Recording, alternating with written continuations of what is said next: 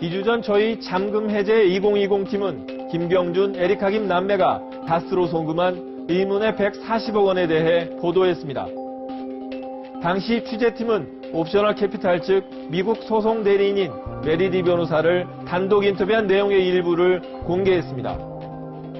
그런데 그녀가 털어놓은 내용 중에는 그동안 알려지지 않은 새로운 사실들이 많았습니다. 주목을 끈 것은 크게 두 가지.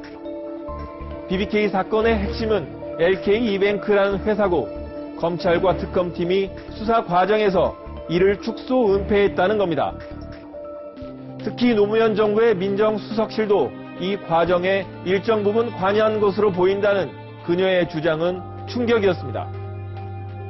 취재팀은 그동안 그녀의 주장에 대해 철저히 검증했습니다. 그 결과 상당히 신빙성이 있다고 판단하고 인터뷰 내용과 관련 증거들을 공개하기로 결정했습니다.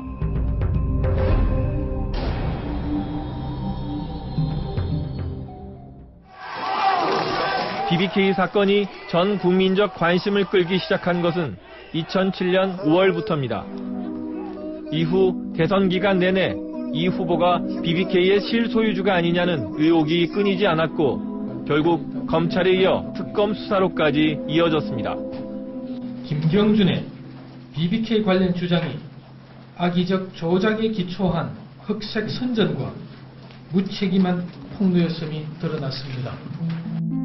하지만 지금까지도 BBK 사건에 대한 이 대통령 연루 의혹은 끊임없이 제기되고 있습니다. BBK 가짜 편지에 대한 수사 결과가 얼마 전 발표됐고 관련 서적들도 꾸준히 출판돼 왔습니다. 그런데 메리디 변호사는 이 사건에 BBK라는 이름이 붙여진 것 자체가 문제가 있다고 지적합니다. 그렇게 복잡한 아무도 정말 이해할 수 없는 미로 같은 그 상황에서 그 김경준 씨나 에리카 김 씨는 기가 막힌 ธี임을 잡은 거죠. BBK, 그 원 랭귀지로, 그러니까 BBK라는 그 단어로 BBK의 주인은 이명박 후보였다, 이명박 당선자였다, 이거 하나로 그러면 그게 어떻게 해서 김경준 씨가 잡힌 그 범죄, 크라임하고 관련이 있는지에 대해서 어느 누구도 커넥트를 할 능력이 없는 그런 상태에서 그냥 말하자면 어떤 센세이셔널한 그런 그 방향으로 이번 사건의 실체는 바로 LK 이뱅크라는 겁니다.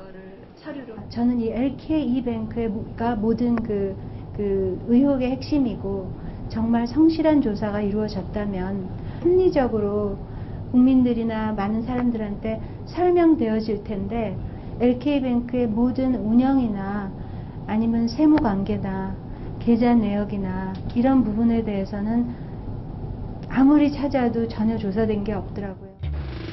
LK 이뱅크는 2000년 2월 이명박 대통령이 자본금 20억 원으로 김경준 씨와 함께 설립한 회사입니다. 그해 6월 이 대통령과 김 씨는 40억 원을 더 투자해 회사 자본금을 60억 원으로 늘립니다. 이때 이 대통령은 10억 원만 투자하고 나머지 30억 원을 김 씨가 투자해 지분이 절반씩으로 같아졌습니다. 하지만 회사 대표는 이 대통령이었습니다. 그런데 취재팀이 이번 취재 과정에서 이 대통령의 증자금 출처에 대해 새롭게 확인한 사실이 있습니다. 2008년 초 특검이 이 대통령의 증자금 10억 원 중 5억 원이 세광공업이라는 회사에서 입금된 사실을 파악하고도 제대로 수사하지 않았다는 겁니다. 외형상 세광공업은 다스의 부품을 납품하는 하청업체. 하지만 사실상 다스의 위장 계열사에 가깝습니다. 당시 대표이사인 이모 씨는 다스의 상무를 겸직했고 대주주인 김진 씨는 다스의 전무였습니다. 김진 씨는 바로 이 대통령의 매제, 즉 여동생의 남편입니다. 검찰이나 특검 수사 결과 그 어디에도 세광공업이 이 대통령의 LK이뱅크 증자금을 대납해준 이유에 대해 언급한 내용이 없습니다. 다스와 아무런 관련이 없다는 이 대통령. 그렇다면 세광공업과는 어떤 관계일까요? 세광공업은 왜 이 대통령에게 5억 원을 송금한 걸까요? 세관공업 대주주였던 김지인 부사장과 수차례 통화를 시도했습니다. 하지만 통화는 불가능했습니다. 그 김지인 부사장님 자리가 몇 번입니까? 1603번 아닌가요? 전 번호는 맞는 것 같은데요. 770-1603 맞죠? 네, 예. 예, 알겠습니다. 네.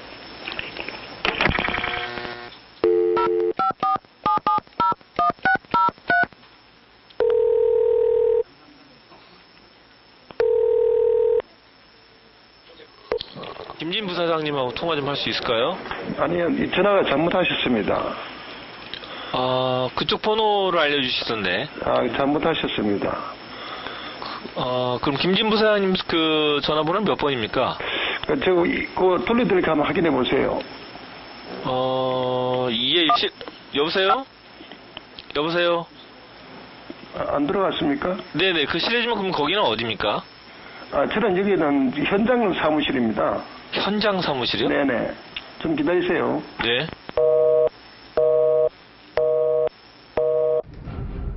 자본금의 출처부터 의심스러운 LK이뱅크.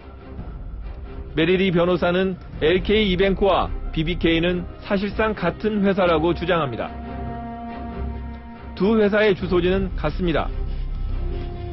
주소지는 서울 중구 삼성생명 빌딩 18층. 이 대통령이 자리했던 회장실 바로 옆 부회장실에는 김백준 전 총무비서관이 근무했습니다. 당시 김경준 씨는 LK이뱅크의 사장이면서 동시에 BBK의 사장이기도 했습니다. 그리고 두 회사는 사실상 같은 공간을 썼습니다. 사무실을 임대한 곳은 LK이뱅크. 2000년 말에는 BBK 증권중개가 임대계약한 삼성동 코스모타워로 함께 입주했습니다. 당시 회사 사내 연락망입니다. 법인체는 달랐지만 연락망은 모두 공유하고 있었던 겁니다. 회계 담당자가 관리하던 회사 통장, 인터넷 아이디와 비밀번호, 그리고 계좌 비밀번호입니다. 모두 똑같습니다. LK이뱅크와 BBK 두 회사는 사실상 공동 관리됐던 것으로 보입니다. 지금 현재 청와대에 있는 이진영 씨, 그 양반 증언만 보더라도 조서만 봐도 이렇게 얘기를 해요. 딱 그대로 얘기를 하면 직원이 쭉 여러 명이 수십 명 있잖아요. 그러면 저 사람이 LK 직원으로 들어왔는지 BBK 직원으로 들어왔는지 기억이 안 나요. 그리고 어느 달에는 LK 돈으로 받았는지 월급을 BBK 돈으로 받았는지 기억이 안 나요. 그 다음에 또 무슨 이런 단합대회를 하면 다 같이 해요. 그리고 이제 그러니까 광은창투 인수해서 옵셔널로 이름 바꾼 다음에 왜 옵셔널 회사 주체를 해서 이제 옵셔널이라는 이름으로 바뀐다는 걸 얘기를 할 때 LK 직원도 BBK 직원도 다 불러요. 실제 관련 직원들의 법정 진술을 보면 LK이뱅크와 BBK 두 회사의 관계에 대해 애매모호하게 답변한 경우가 자주 발견됩니다. 그 사무실 안에 LK이뱅크, BBK가 따로 있었습니까? 그렇지는 않았습니다. 전부 한 공간에 다 있었나요? 예. LK이뱅크와 BBK 회사 연락망이 각 책상마다 붙어 있었고 그 맨 위에 이명박 회장의 자리번호가 적혀 있었지요? 예. 이 가운데 눈길을 끄는 대목은 이들이 단합대회를 한 장소. 회식할 때 이명박 회장이나 김백준 부회장도 참석했나요? 야유회 갈 때 참석했습니다. 장소가 이명박 회장의 별장이었지요? 예. 메리디 변호사는 김 씨의 불법 행위에 BBK보다 오히려 LK이뱅크가 더 깊이 관여했다고 지적합니다. 2000년 11월 김 씨가 광주은행 자회사인 광은창투를 매입하기 위해 주가 조작을 할 때 이용한 게 바로 LK이뱅크 계좌입니다. 특히 주목되는 것은 2001년 2월 김경준 씨와 에리카 김 남매가 미국에 만든 종이회사인 AM 파파스와의 주식 거래. 당시 계약서에 따르면 이 대통령과 김 씨는 각각 26.5%씩 모두 53%의 LK이뱅크 주식을 100억 원에 매각합니다. 주당 액면가 5,000원인 비상장 주식을 무려 3배인 주당 15,000원에 판 겁니다. 메리디 변호사는 도저히 이해할 수 없는 거래라고 지적합니다. LK뱅크가 그 법인 설립 서류에는 마치 그 컴퓨터 프로그래밍으로 돼 있어요. 무슨 비즈니스를 하느냐. 그런 컴퓨터 프로그래밍인데 그건 아니잖아요. 그러면 그렇게 컴퓨터 프로그래밍을 하는 회사로 설립해서 불과 얼마 만에 무슨 돈을 무슨 비즈니스를 해서 얼마를 벌었길래 600만 불의 주식을 파냐는 얘기죠. 그 사갔다고 이야기한 그 주식을 사갔다고 한 AM파파즈라는 회사야말로 조금 조사하면 또 역시 김경준 엘카김이 마찬가지로 G 만들듯이 똑같은 방법으로 미국에서 만들어서 그 다음에 계좌연 그런 회사거든요. 결국 AM파파스의 주식 매입 자금의 출처는 바로 BBK였습니다. 한국 기업과 개인 투자자들이 BBK에 투자한 돈이 외국으로 나갔다가 LK뱅크 주식을 매입하면서 다시 이 대통령과 김 씨의 주머니로 들어온 겁니다. 그 횡령이 있죠. 그렇죠. 회사 자금을 개인이 빼돌리는 거 아닙니까? 혐의가 있다면은 특정 경제범죄, 가중처벌 등에 관한 법률 이런 게 있지 않습니까? 50억 이상이기 때문에 횡령죄가 성립한다면은 무기징역 또는 5년 이상의 징역형의 공모를 같이 한 경우에는 당연히 둘이 다 같이 정범이 되는 거죠. 범죄 행위주체가 되는 거예요. 그렇죠. 의문스러운 대목은 이뿐 아닙니다. 이 대통령과 김 씨는 2월 23일 AM파파스에 판 LK뱅크 주식을 4개월이 조금 안 된 6월 13일 같은 가격으로 다시 매입합니다. 그런데 팔 때와 살 때 계약서의 서명란을 보면 AM파파스 대표자 서명이 확연히 다릅니다. 이 대통령의 서명도 어딘가 이상합니다. 검찰에 제출한 자술서 서명과 전혀 다릅니다. 누군가 계약서를 위조했을 수도 있고 설사 그렇지 않다고 하더라도 정상적인 계약으로 보기 어려워 보입니다. LK뱅크 주식 보유 변동 현황입니다. AM파파스로부터 LK뱅크 주식을 다시 매입한 이후 이 대통령은 김경준 씨와 함께 대주주가 됩니다. 사실상 다시 동업자가 된 겁니다. 전문가를 만나 자문을 구했습니다. 이런 경우, 이런 계약서에 본인이 모를 수가 있나요? 글쎄, 그게 굉장히 이례적인 경우 아니겠습니까? 당연히. 그러니까 계약자로서의 지위만 서로 뒤바뀐 계약을 할 때에는 그 서명의 동일성 여부야 당연히 스스로 파악할 수 있었을 것이고, 지금 봐서도 쉽게 알아볼 수 있는 정도의 수준이라면은 분명히 의구심을 가지고 문제를 제기했을 만한 사안인 것 같습니다. 김경준 씨의 불법 행위에 LK뱅크가 이용된 경우는 또 있습니다. 김 씨는 광주은행으로부터 인수한 광은창수를 옵셔널 벤처스로 이름을 바꾸고 5월부터 12월까지 무려 5차례 유상증자를 실시합니다. 이때 참여한 업체는 GE, 라라자, 프라임, 매크로우 등 10여 개 외국 기업들로 모두 김경준 씨와 에리카 김 남매가 허위로 만든 종이 회사들입니다. 이들 업체가 매입한 옵셔널 벤처스 주식은 모두 380여 원어치. 그런데 그 주식을 시장에 내다 판 것은 다름 아닌 LK뱅크였습니다. 이게 이제 굉장히 기가 막힌 스킨인데 안 판 척 하기 위해서 주식을 인수받은 다음에 돈 낸 것처럼 하고 그 주식이 어디로 나가냐면 다수가 LK뱅크로 대여를 하거든요. 그래서 주식 양도 계약서가 있어요. 그러면 법망을 어떻게 피하냐면 주식은 판 게 아니라 대여잖아요. 그럼 금감원에 보고 의무가 없잖아요. G라는 회사가 LK뱅크로 옵셔널이 LK뱅크로 주식을 대여해요. 그래서 주식이 계속 나가는 거죠. 그러면 LK뱅크가 파는 거죠. LK뱅크는 그 개미 투자자들이 모르는 존재잖아요. 보고 의무가 없이 이렇게 디스패치 해갖고 주식을 팔 수가 있잖아요. 이거는 신종 작전 아니면 다른 종류의 작전인 거죠. 그 빌린 주식을 판다. 빌린 거는 소유자가 다른 사람인데 그 주식을 판다. 이거는 일단 다른 사람의 재물을 갖다가 처분하는 거니까 횡령죄가 성립이 되겠죠. 대여해준 쪽하고 대여받은 쪽하고 사전에 공모를 했다 그러면은 역시 이것도 뭐 공동 정범이 되겠죠. 네. 같이 공모를 한 거니까. 네. 김경준 씨는 이렇게 마련한 자금으로 BBK 투자자들에게 일부 돌려주고 일부는 해외로 빼돌렸습니다. BBK 투자 반환금 165억 원에 해외 송금 154억 원 등 검찰 수사 결과 드러난 횡령금만 320억 원. 김 씨의 각종 불법 행위에 LK이뱅크가 고스란히 이용당한 결과입니다. 대주주인 이 대통령은 정말 아무것도 몰랐을까요? 취재팀이 입수한 2001년 4월 18일자 LK이뱅크 주주총회 의사록입니다. 당시 대표이사였던 이 대통령이 회의를 직접 주재한 것으로 돼 있습니다. 이날 회의 안건은 이 대통령을 포함한 기존 이사들 전원이 사임하고 신임 이사들을 선임하는 것. 새로 선임된 이들은 공교롭게도 모두 외국인들입니다.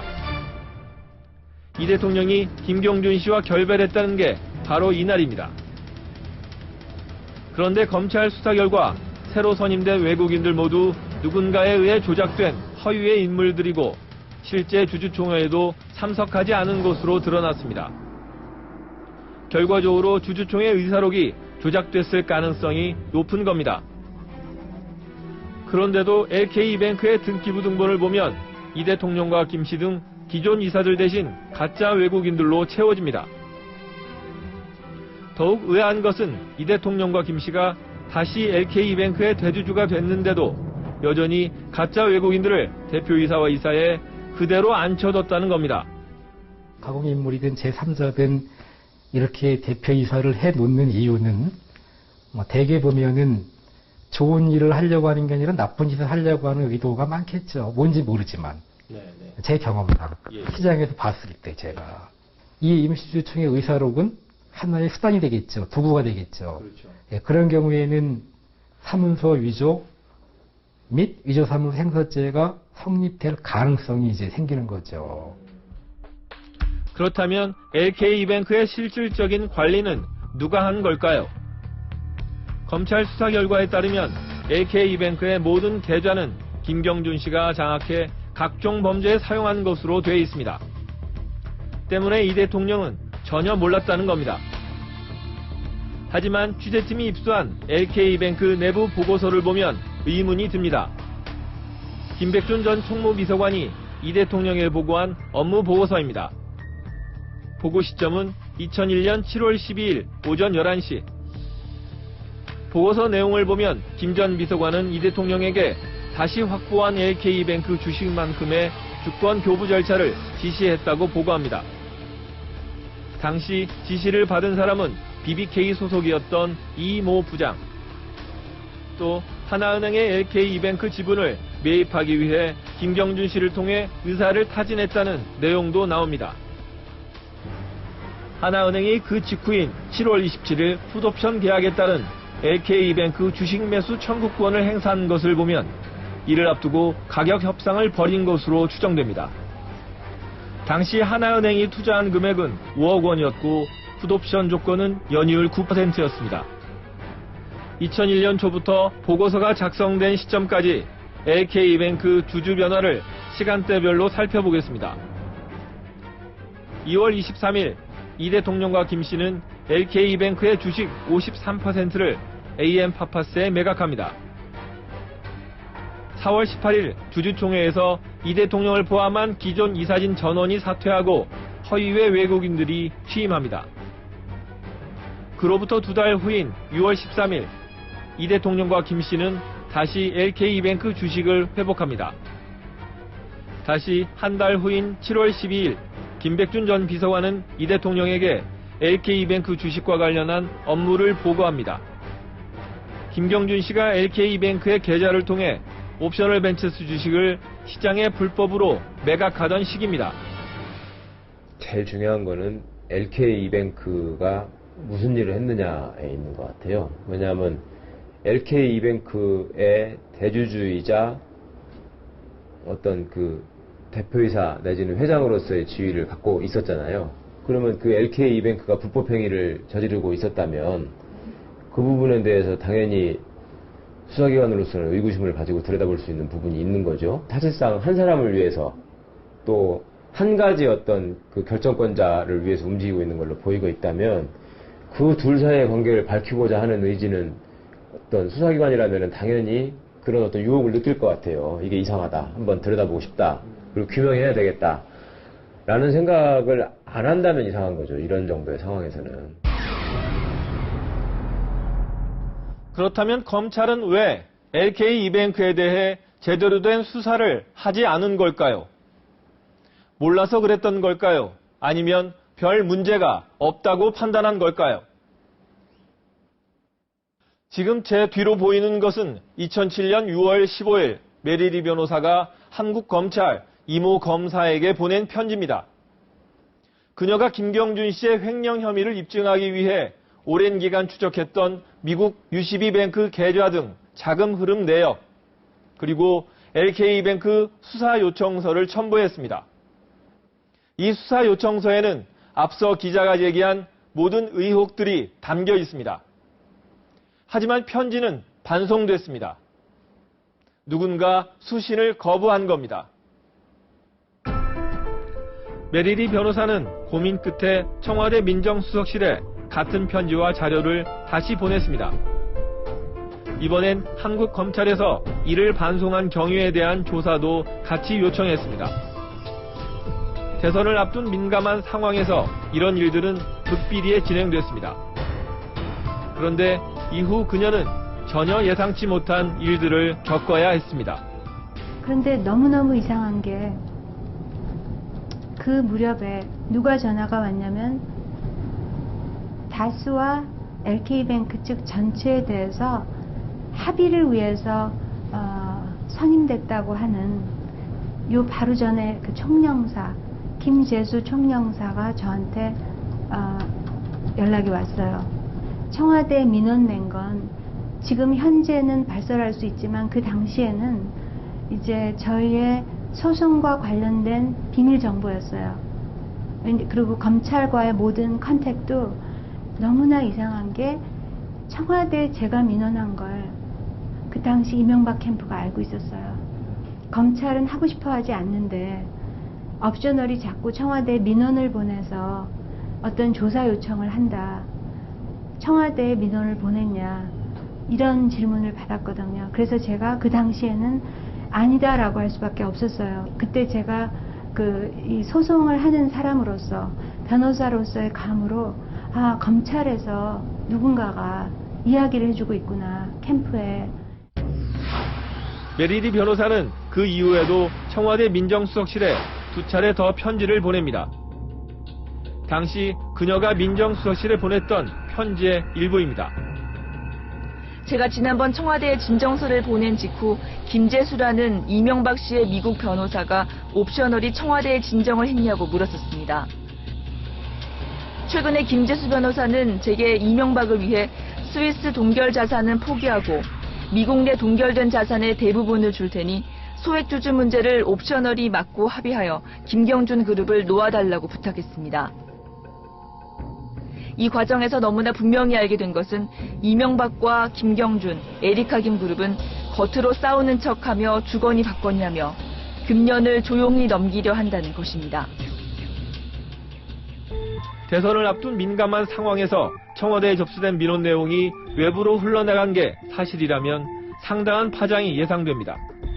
그러니까 덮었다고 봐요. 눈을 감고. 제가 볼 때는 그런 난리지도 없고 어떤 그 힘 있는 사람의 이제 지시에 의해서 하지 않으면 그렇게 하기가 참 어려운데 너무나 아주 정교하게 굉장히 실력이 좋으신 분이 너무나 정교하게 이 복잡한 수십 명이 얽혀있는 그리고 결코 한 명이 집행할 수 없는 복잡한 이 스킴을 김경준이라는 한 사람의 단독 범행으로 맵을 만든 거죠. 로드맵을.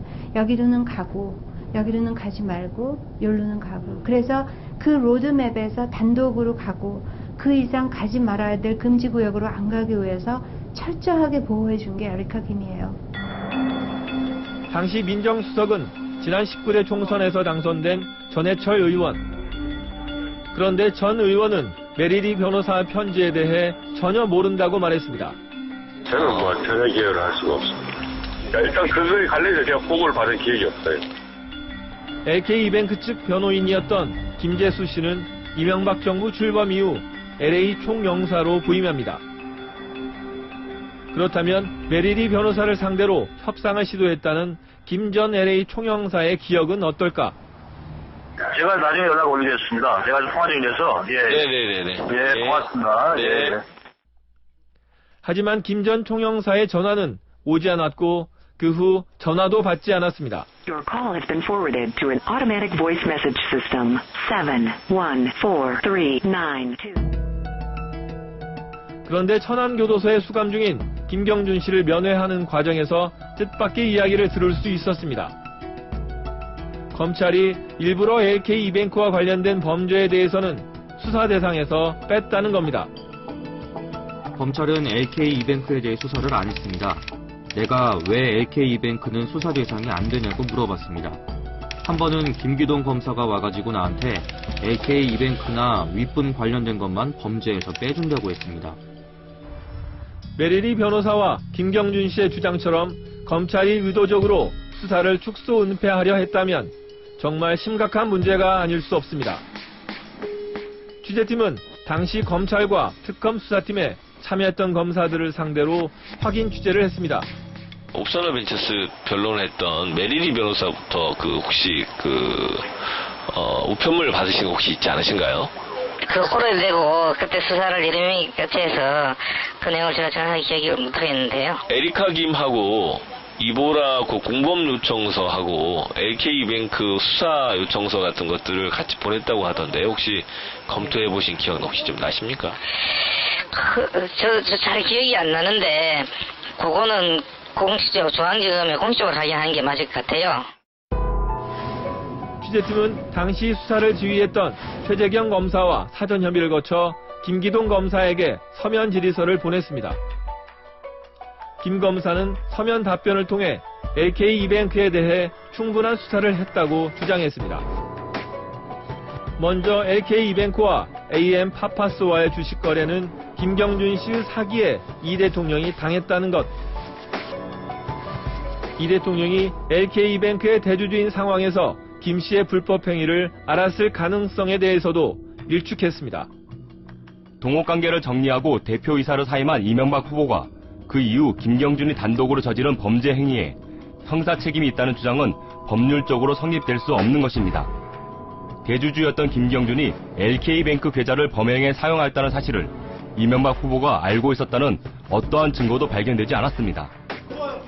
김 검사는 LK이뱅크에 대한 수사를 일부러 하지 않았다는 김경준 씨의 주장에 대해서도 일고의 가치가 없는 주장이라고 반박했습니다.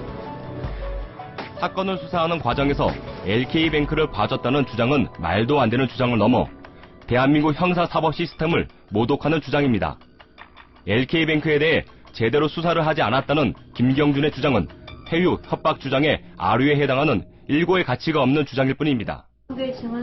이 같은 검찰의 주장에 메리리 변호사는 이렇게 반문합니다.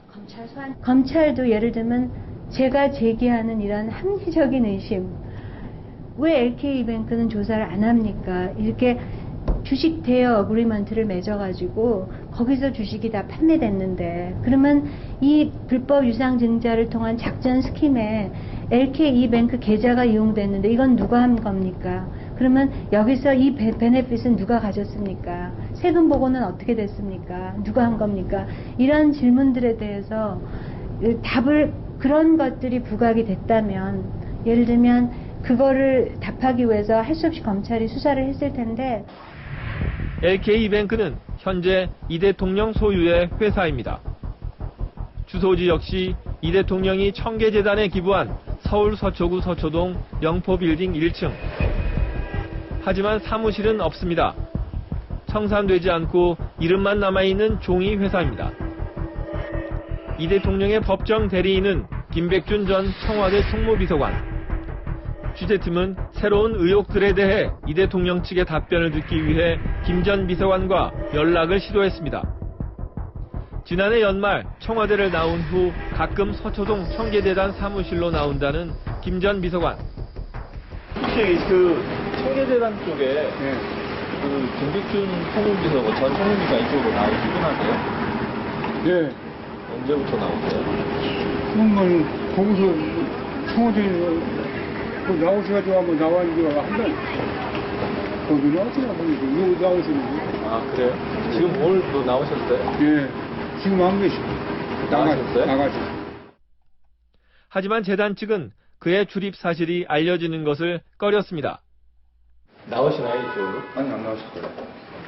아무도 안 나오시나요? 네. 이쪽 나오신 적 없어요? 아, 나왔다 갔다 하시는데 요즘 안 오세요. 요즘 안 나오세요? 네. 아, 그래요? 혹시 좀 연락 좀 와서 할 수 있는 방법 좀 있을까요? 저 동아일보 채널에 나왔는데. 아니, 그건 모르겠습니다. 요즘 영화를 맞추고 가서 제가. 취재팀은 마지막 수단으로 청계재단 측에 우편으로 서면 질의서를 보내고 김 전 비서관에게 전달해 줄 것을 부탁했습니다. 하지만 아무런 연락이나 답변도 없었습니다. LK뱅크 사건을 검찰이 축소 은폐했다는 메리리 변호사. 이에 대해 이미 모든 사안을 철저히 수사했다는 검찰 측. 전문가들의 판단은 어떨까? 이명박 대통령이 3월 18일 날 주주총회를 통해서 이사를 탈퇴한 이후 김경주가 결별을 했다고 얘기했잖아요. 예. 이 결별한 사람들의 어떤 관계라고 보여집니까? 그건 아닐 것 같은데. LK뱅크를 또 지금 다시 인수한 거 아닙니까? 그래서 다시 동업자 위치에 온 거 아니에요. 네. 그거 자체로도 이미 결별이라는 말은 성립이 안 되는 거 아닌가요? 그 회사에 제가 주주로서 그 1대 주주든 2대 주주든 아니면 대주주로서 자원 1대 주주든 2대 주주든 지분 비율이 비슷한 구조로 간다는 거는 되게 같이 동업을 했다고 보는 게 시장의 일반 상식이겠죠. 네, 그 주주의 권리는 파워는 지분율에서 나오니까 일반 상식선을 해결하면은 그냥 100% 당했다 이렇게 보기에는 좀 사견치 않은 데가 있는 거죠. 누구라도 시장을 좀 아는 사람이 본다면은. 그렇다면 공소시효는 남아 있을까? 그 사문서 위조나 또 위조된 사문서, 위조사문서 행사 같은 경우는 7년, 사기, 횡령, 배임 이런 거는 특정 경제범죄에 해당된다고 봐서 아까 특정 경제범죄, 가중처벌 등에 관한 법률에 나와 있기 때문에 아까 말씀드린 대로 50억 이상이면은 그 무기 또는 5년 이상의 징역에 처하니까 이런 경우에는 공소시효가 15년이죠. 15년. 좀 깁니다, 이거는요. 사건이 발생한 것은 2001년. 사문서 위조의 경우 공소시효가 지났지만 횡령 혐의에 대한 공소시효는 아직도 4년이나 남아 있습니다. 갑자기 어느 날 하루아침에 그렇게 주식이 휴지 조각이 된 상황에서 말할 수 없는 고통받은 사람들을 이제 봤죠. 한국이 앞으로는 이런 일이 벌어지지 않는, 그리고 어떤 그 힘 있는 사람이 힘을 이용해서 또 조직이나 아니면 뭐 금융감독원 이런 데를 다 이용해서 이제 개미들의 돈을 벌어들이려는 그런 시도나 아니면 그런 일들이 없어졌으면 좋겠어요. 취재팀이 메리리 변호사로부터 제공받은 소송 관련 자료입니다. 수십만 장에 달하는 방대한 자료 중 핵심적인 내용만 추린 게 이 정도입니다. 모두 그 까다롭다는 미 연방법원에서 증거로 채택된 것들입니다. 취재팀이 오늘 제기한 새로운 의혹은 바로 이 자료를 근거로 한 겁니다. 검찰은 이미 4년 전 충분한 수사를 거쳐 종결지은 사건이라고 주장합니다. 하지만 메리리 변호사의 주장처럼 검찰이 LK이뱅크에 대해 수사하지 않았다면, 그리고 새로운 단서가 드러났다면 검찰은 이제라도 제대로 수사해서 국민의 마음속에 남아있는 일말의 의혹도 남김없이 풀어줘야 할 것입니다.